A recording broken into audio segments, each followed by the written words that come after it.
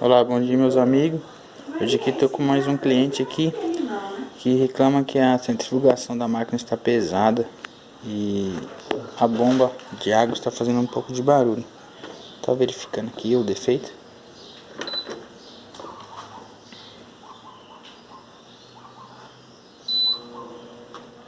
A gente já pode passar pelo processo que a máquina está com defeito, que é na parte de centrifugação.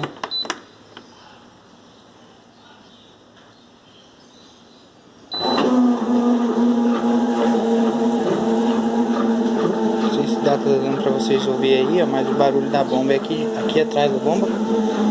Vocês vão identificar o barulho da máquina. Esse barulho aqui é devido à bomba de água estar com defeito.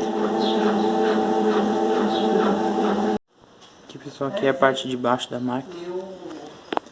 Bomba da água, essa aqui que está com defeito, certo? Tem que fazer a substituição quando começa com esse problema. Essa peça aqui é o atuador de freio, motor,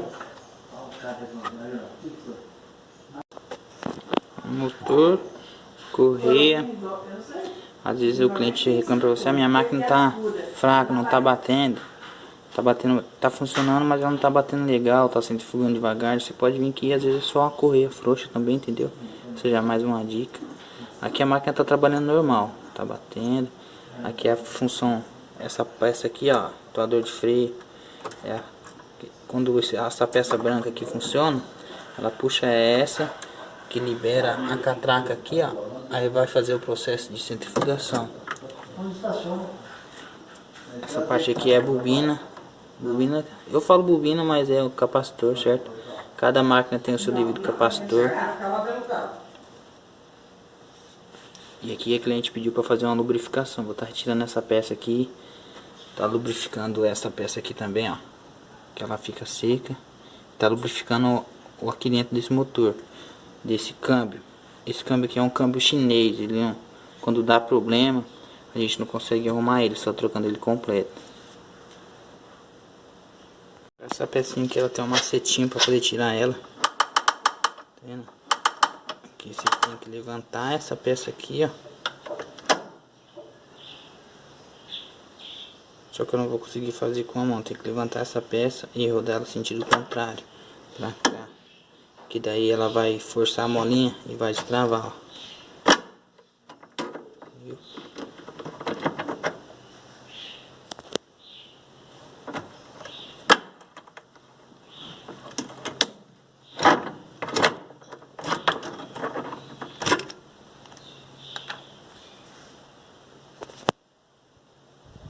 Bom dia meus queridos. Hoje eu mostrei pra vocês a substituição desta peça aqui, ó, que é a bomba da água, certo? E foi feita uma lubrificação nesse câmbio aqui, ó. Ele é um câmbio chinês, certo?